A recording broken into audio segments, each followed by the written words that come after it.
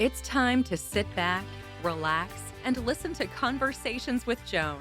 Conversations with Joan will inspire, motivate, and empower you. Live your best life now. Listen, learn, think, and decide. And now, here's your host, Joan Herman. Welcome to Change Your Attitude, Change Your Life's Conversations with Joan. I'm Joan Herman. Thanks for tuning in. Conversations with Joan focuses on topics that are important to your life, from health and wellness to professional development to personal well-being. Change makers join me to share their insights, tips, and strategies so you can thrive and live your best life now. Thank you for taking time for yourself, and thank you for letting us be a part of your life. Now, let's start talking. Holistic psychiatry is an emerging approach to mental health care that focuses on the biological, psychological, spiritual, and social factors that contribute to mental health issues. Today's guest, Dr. Judy Tsafrir, shifted from a conventional practice of psychiatry to one that treats the whole person. She joins us to discuss why it's important to integrate the spiritual, emotional, and physical dimensions of health. Dr. Tsafrir is a holistic healer with a private psychiatry practice. She is on the faculty of Harvard Medical School and is the author of the book, Sacred Psychiatry, Bridging the Personal and Transpersonal to Transform Health and Consciousness. Welcome, Dr. Tsafrir. Thank you so much for joining us. Thank you, Joan, for having me. I'm looking forward to our conversation. So, Doctor, I'd like to begin with the definition. What is holistic psychiatry? Well, I think you defined it very well. It's like an approach that takes into consideration the whole person. Conventional psychiatry has like a biopsychosocial model, although very frequently it seems as though the biological, which means like treating symptoms with pharmaceuticals, is the primary modality that's employed. But a holistic approach also includes the fact that we are also spiritual beings, and that taking that into consideration is an important piece of healing, as well as what you said about social factors, cultural factors, psychological factors, environmental factors, global factors. Like all of it is important in terms of taking a holistic approach. Doctor, why do you think conventional psychiatry doesn't look at the whole person? Well, I think you want to follow the money. The pharmaceutical industry has a tremendous hold upon all of medicine. And when you include spiritual approaches to helping patients, like there's no money to be made in that. Like there are algorithms that doctors are required to follow if a patient reports a certain symptom or has a certain laboratory finding. And if they don't follow the algorithm, which always ends with the prescription of a particular medication or class of medications, then they're not eligible for insurance reimbursement. So I think it's largely driven by economics. I mean, same with nutrition. Why is it not that a whole foods, nutritious diet, which is so essential and foundational for treating inflammation, which is at the heart of most chronic illness, why is that not subsidized and statin medications are? Mm-hmm. Why do insurance companies pay for pharmaceuticals and they don't pay for vegetables? It all is a systemic problem. And what happens is we get programmed to go along believing that that's the only way to treat a problem. We want that quick fix, that pill, and we don't want to do the work. Well, that's also very true, because it is an enormous amount of work to take a holistic approach to your health. Like Margaret Mead said, it's easier to change a man's religion than to change his diet.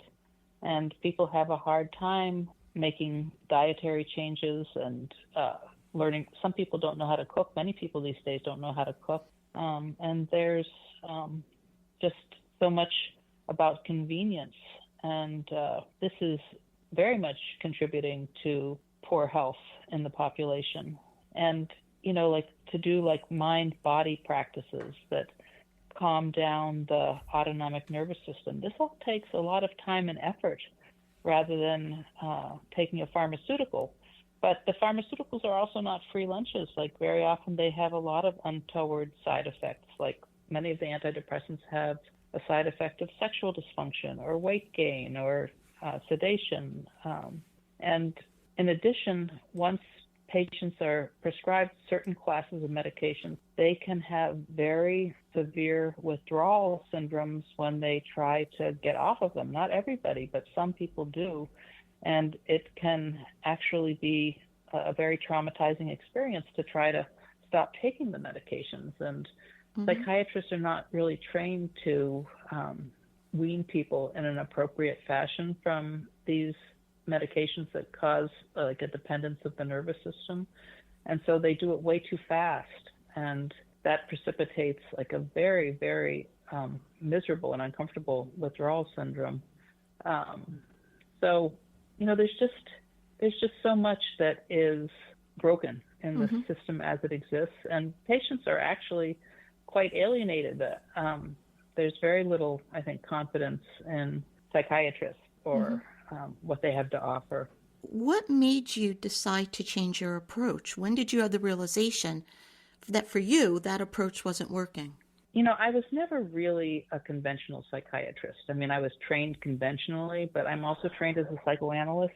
And that already is rather unusual because my practice was never one of just prescribing medications. Like my primary modality of therapy was the talking cure. So I had a practice that was primarily psychoanalysis and psychotherapy, and I would occasionally use medications. But in 2005, both my parents died within 3 months of one another, and also my marriage ended, and I had 3 young children, and it was all within a 3-month period. And I was just, you know, I was really kind of suffering because of such a confluence of losses. And that prompted me to seek consultation with an astrologer for the first time. And that may sound more unusual than it actually was, because my dad was also a psychoanalyst and psychiatrist, and he was also very interested in astrology, but he kept it as a secret because it's an ancient wisdom tradition that is utterly despised in our culture, although, you know, it's now popular among millennials. Like it has become increasingly popular since the pandemic, but my dad was really interested in it. And so I was always exposed to it from a young age. But I had never really pursued it myself. And when I had all of these losses, I consulted an astrologer for the first time. And I was just astonished by the insight that she had into me and kind of who I was and my strengths and my vulnerabilities. And it was just astonishing to me that a stranger looking at these glyphs on a paper could say so much about me that was accurate. And so I went back to see her multiple times, looking at the charts of my children and family members and other important people in my life, until I finally resolved that I needed to learn to do this myself. And I apprenticed myself to a well-known astrologer, and then after I completed his course of study with a second well-known astrologer, and that was kind of the gateway for me of opening me up to all kinds of different types of healing. So I studied various kinds of functional medicine, which has to do with, you know, treating the body and physical root causes of illness. And I also studied shamanism and different kinds of energy healing. It was somehow, astrology was the gateway that opened things up. But there was also astrological events going on in my life that were correlated with that kind of seeking and spiritualizing of the life. So, it as for many people, transformation came out of suffering. Well, what you just described, you could have been telling the story of my life. In 5 months. Oh, really? I lost my mother and my sister. My 23-year marriage ended.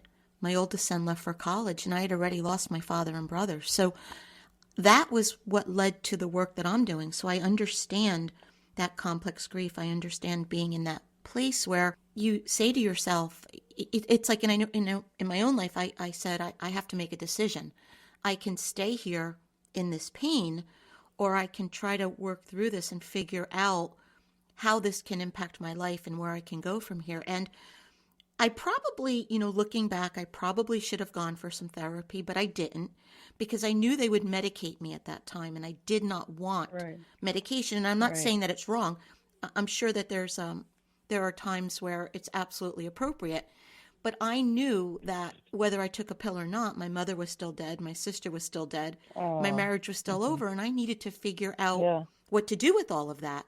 And so I started this work, and that was really the beginning Your of a new life. podcast I or started what? a brand, Change Your Attitude, Uh-huh. Change Your Life, really Hmm. just to give people tools to navigate some of the feelings that I had at that time in my life. And that was really it. And it led to a radio show, it led to a brand, it led to a podcast, and it came out of a very dark place, like you were saying, transforming something. I would not be doing any of Right. this had that not happened. But what I am And it's curious so about, beautiful. It's so beautiful, like when you can use your own suffering and what you learn, and then offer it back to other people I think that's why as a it's way work, for doctor, healing. because it's like I know Hmm. what questions to ask because I can, no matter what it is, starting a business, I hadn't done that before. I was pretty much, a stay-at-home mom. So Hmm. starting a business, launching a career, a brand, grieve, divorce, like you name it, the biggies in life. Hmm. I went through it in a short period of time, as you did. Right. And so you Right. know what people are feeling from personal experience. And what I found Right. interesting was when you said you turned to astrology. And for listeners who may not be familiar with this, how can astrology help us with mental health issues? What information does it provide? Well, like, let's say you're having like a whole confluence of losses at one time. I mean, there's something that is the natal chart, the chart that you're born with, and then the planets continue to move and make relationships to the natal chart. So, for instance, like let's say you're having a confluence of losses, there may be something going on in the sky that correlates with those types of experiences, and you can know that this is not surprising that this is happening at this time, and you can also have a time frame for it. Like it's likely that in 3 years this energy is going to shift, and you're no longer going to be in this, dark place. That the energy is going to be different. Like astrology is like it's archetypal portraits of energy. It's not like I don't believe myself in prediction. Like I don't believe that you can say, okay, for sure your business is going to take off at such and such a point. You can say there are auspicious energies for this, but if the person themselves doesn't put in the work that they need to do in order to profit from the cosmic tailwind, nothing's going to happen. Mm-hmm. Like you could have a transit that will show that, wow, it's like a great time to like apply yourself to writing a book. But if you don't do it, you're not going to get the book written. Like it's very much a combination of understanding what's the astrological weather and then cooperating with it and profiting from it, Mm-hmm. and making use of the information. And like it's wonderful for like understanding your children, because like I have 3 kids and each of them are so different from one another, and it would be such a mistake to expect each of them to conform to a certain type of character or way of going about things. They're each entirely different, and they're each very consistent with their birth charts. And so, like if somebody tends to be extremely opinionated and extremely outspoken, extremely extroverted, like you give them latitude because this is kind of who they are. Similarly, if somebody is shy or is never ready to do anything until they're totally ready, there's no point in pushing them. That's like a losing proposition. So it gives you compassion for other people and for yourself. I mean, there's a very famous astrologer who wrote a book that's called You Were Born for This, and it's like the astrology of radical acceptance. I do think there's something that is radically accepting that when you understand about what the cosmic blueprint for your life is given at birth. There's something that really helps with accepting. So, doctor, you believe in looking at the whole person, and you know that we are a society of people that are not very healthy. How do all of those things play into the mental health issues that you're seeing? Well, I mean, the brain and the spirit, I mean, it's all dependent upon the health of the body. And I mean, the health of the body is also dependent upon the health of the mind and the health of the spirit. They're all interconnected. So, like, if a person doesn't move their body, if they eat a diet of processed and packaged foods, if they live in a environment that is full of toxins and mold, they're going to feel ill. And when a person feels physically lousy, very often they feel depressed, very often they feel anxious because the inflammation is not just in their body, but it's also in their brain. And then when you're feeling like that, it's very hard to feel expansive. It's very hard to feel a connection with something larger than yourself. You're kind of collapsed in on yourself and you're just surviving. You don't have the bandwidth for anything more than that. So, there was just something in, I think it was in the Boston Globe, about millennials like complaining of memory problems and serious memory problems. And then what they found was that when the stress level was reduced, their memory was fine. It's just stress can make it seem like you're losing your mind. You can't think straight. You can't remember. So there's just, everything is interconnected, and you can't leave out, like, let's say a person has a history of a lot of trauma in childhood. Let's say their mother was depressed, or their father was alcoholic, or there was, tremendous loss. Like, very often those people as adults will have autoimmune conditions. It's all connected, and you can't leave out anything. And it's also very important to have a person have a understanding and a handle on what went on in their families growing up, so that they're not just feeling compelled to repeat patterns of abuse or attachment dysfunction. It's everything needs to be taken into consideration to thrive. And I think what's so exciting about this conversation is that a lot of what you're describing is within our control. We can control what we eat. We can control if we decide to exercise or, do all of these healthy practices that can make a difference. And I know when someone's experiencing a mental health issue, they feel powerless. But there are a lot of things that we can do. That is very true. I mean, there's the serenity prayer, like having the courage to change the things that you can change, and the wisdom to know the difference about the things that you can and cannot change. I mean, we cannot really change like the geopolitical situation, but we can control how much we tune into the news and how we choose to interact and engage with that. And we can definitely have choice about what we eat, and having like a routine and a regularity to when we go to bed and when we get up, and sleep hygiene. There are many things that we can control that do make a huge difference. And the problem is sometimes when a person is so depressed, they're lacking in the motivation to implement all of the things that do require a lot of energy and capacity to implement.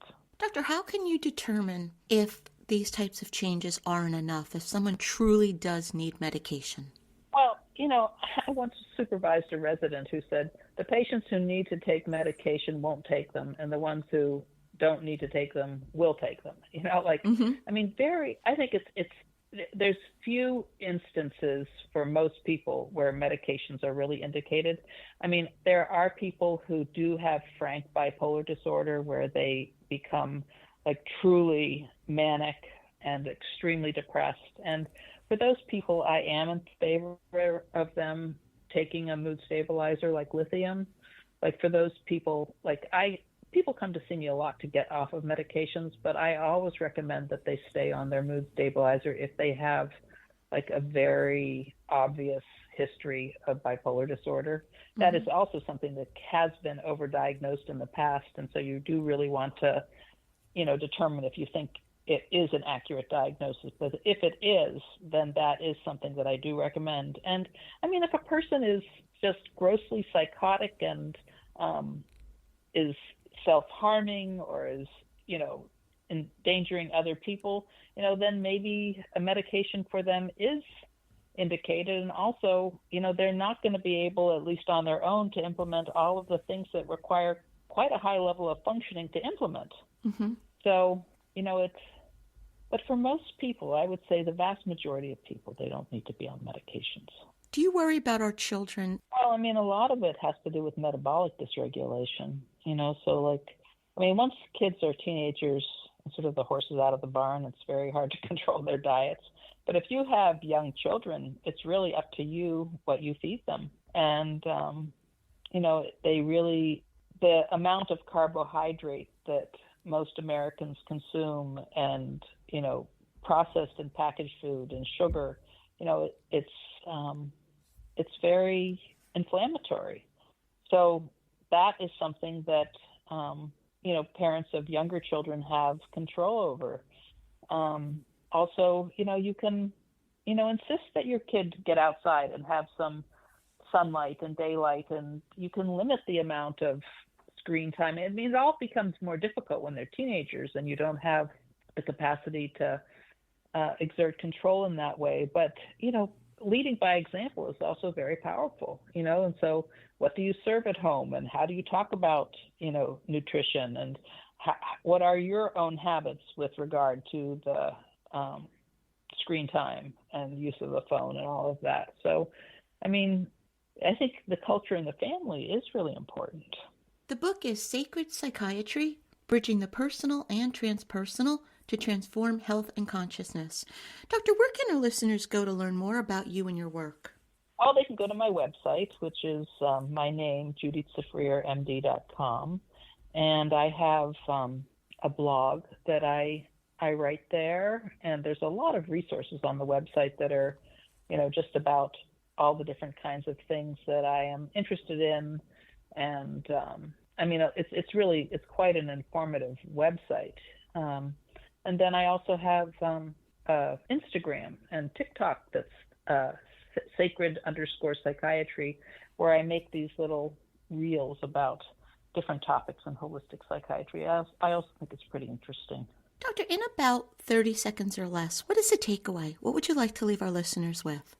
That it's really important to ask for guidance, to literally ask for guidance, like to pray, to be cultivating an attitude of gratitude and awareness of your blessings rather than just lack, and to do acts of charity and kindness and material acts in the world that uplift other people. Doctor, thank you so much for spending this time with us. With mental health issues on the rise, I think this was such an important conversation for us to have, and I'm really happy that you were here to share your work and all that we can learn about taking better care of ourselves emotionally, spiritually, and physically. So thank you for being here. Well, thank you for having me, and it was interesting for me to meet somebody else who was also similarly inspired to become more open and to change and transformation through, our own hardship. Thank you for joining us. I hope you found the show informative. At Change Your Attitude, Change Your Life, we believe that knowledge is power. Take what you've learned, apply it, and live your best life now. Remember that the information provided is the opinion of our guests and should never replace the advice of a professional who knows your personal situation. If you'd like more information, visit our website, CYACYL.com. That stands for Change Your Attitude, Change Your Life. While on the site, listen to past shows on demand, read our digital articles, and be sure to subscribe to our mailing list. Until next time, this is Joan Herman. Thanks for tuning in.